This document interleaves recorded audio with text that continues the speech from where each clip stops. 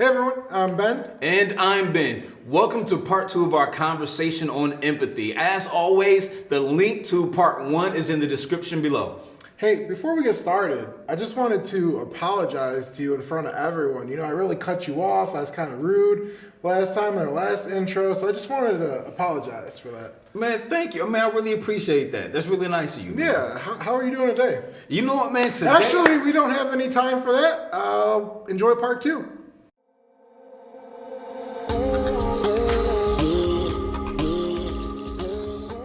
So I think part of the issue with empathy is someone feels a certain way, and instead of maybe asking about it, getting more information, we just dismiss it. We don't like appreciate or like take in people's feelings. Like we just kind of push them aside, be like, oh, you feel like that, but I don't feel the way you feel, so I'm just going to disregard it. Right, and you know you're exactly right, man, because that is the exact opposite of being empathetic. You know, it's basically like how it's basically like you were just saying. You know, someone says they feel some way, it's like, you know what, I don't see it that way, I don't feel that way, so I'm going to disregard what it is that you're feeling. No, that's not empathetic. And the thing, man, that I think that kind of takes it to that next level to where it's like, okay, so we're starting to get an idea of what being empathetic is and what what is not empathetic.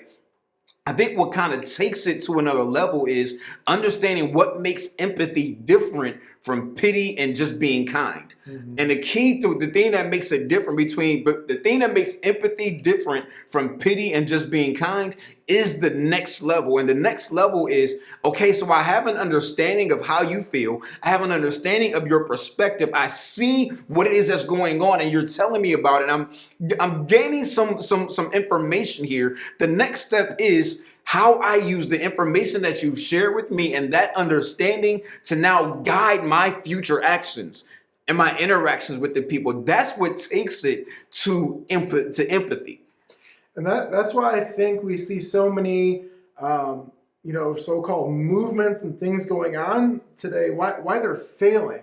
Because I think so many of these movements and things going on lack empathy.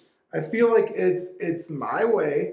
This is how it is. If you don't agree with it, you're a bad guy. Right. It's not, okay, you don't agree with it. Why don't you agree with it? It's not asking that one question.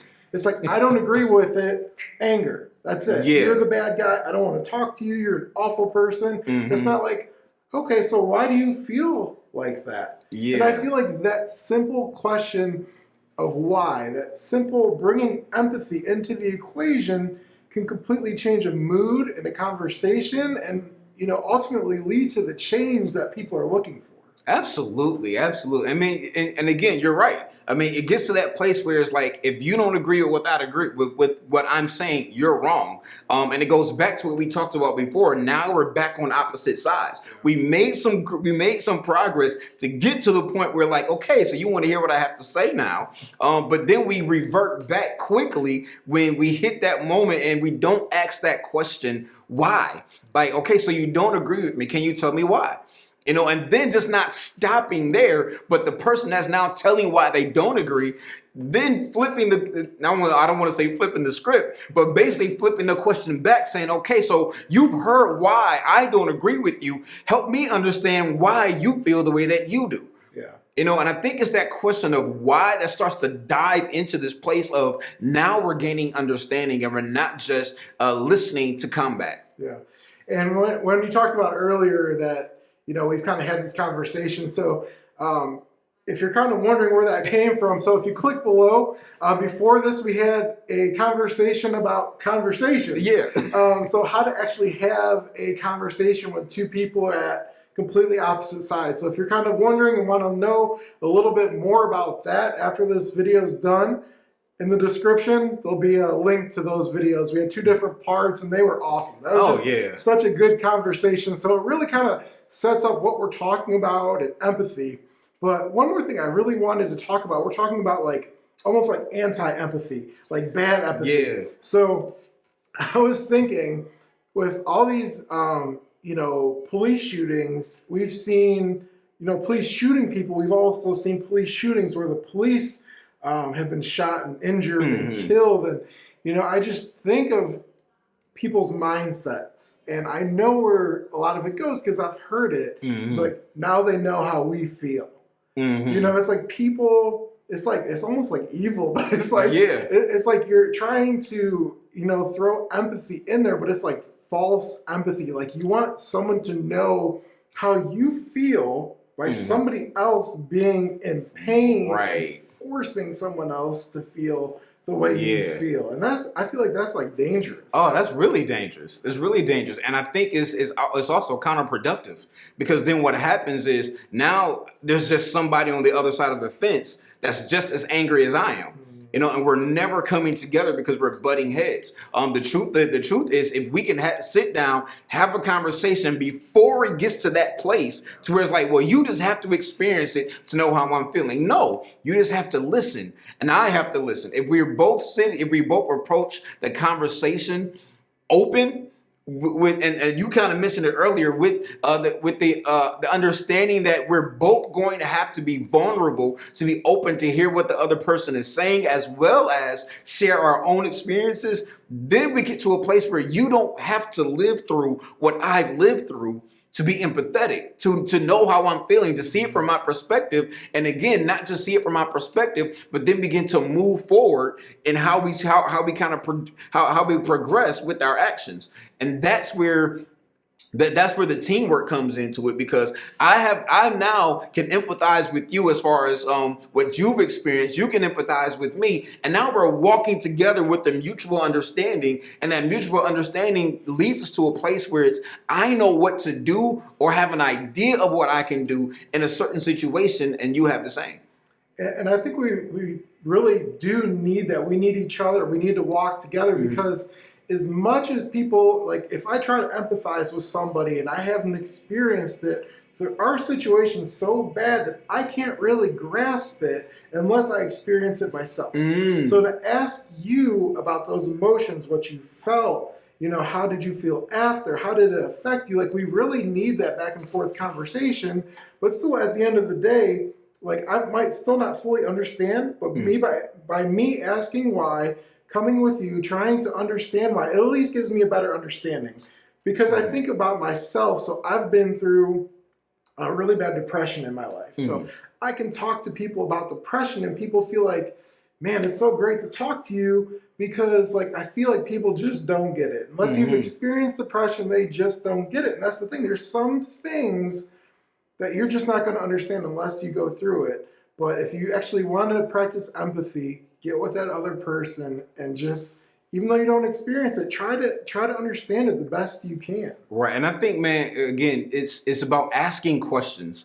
Ask as many questions. Again, you're not putting somebody under one of those old school lamps and interrogating them, but you're really trying to feel what it is that they're experiencing, and asking questions about those feelings. Again, it's two-way, because I have to be open to hearing what's being said, and the person has to be willing to share and be vulnerable and being detailed with their feelings. A lot of times when we get in those situations and we want people to kind of see our perspective, we get to a place where we're emotional and we're there, but we're not telling why we're there or how we got there or the feelings behind being there. And I think when we begin to share those feelings as far as what's going on, and then kind of just detailing the situation, man, our minds are so outrageous. And I love science fiction, but this kind of fits into it. It's kind of like our minds we've been created in such an amazing way that if we hear things in a way that's descriptive, we basically have the ability to imagine ourselves in that situation. You know, and so if this person is sharing with me with some details as far as their feelings, I can understand feelings. If someone tells me they're frightened, they're scared, I've been scared before.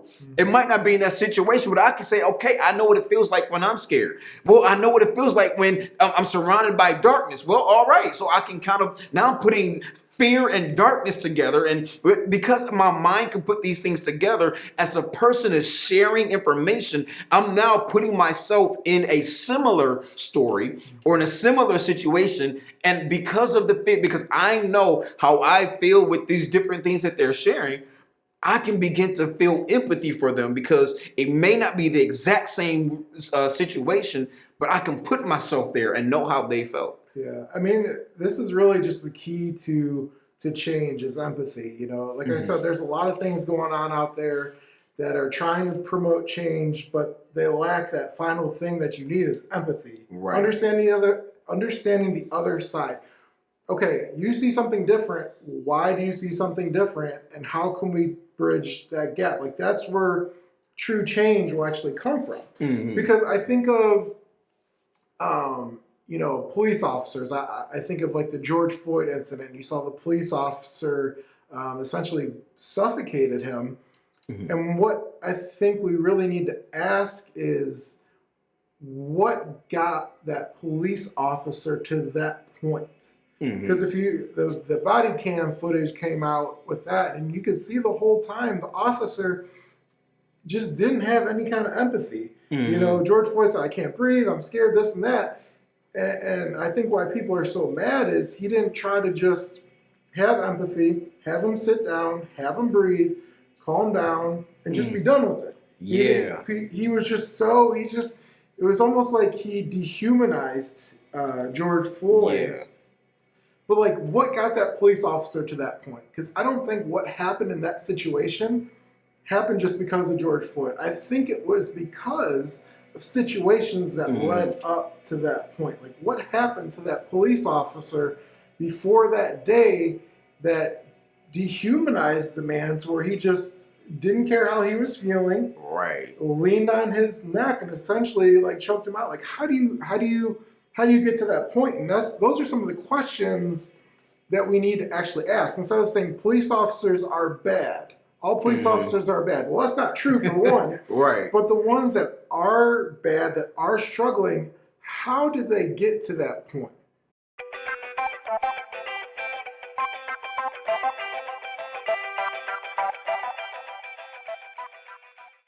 Hey everyone, thanks for watching part 2 of Empathy. Make sure you like, subscribe, and comment down below. We'd love to hear what you have to say. Let us know what what conversations you would like us to have. And if you haven't already, check out our store. We have the link down in the description. Check out the store. We got some great t-shirts, hoodies, some other things that we know you would really enjoy. And we would love to see you take some pictures in that merchandise.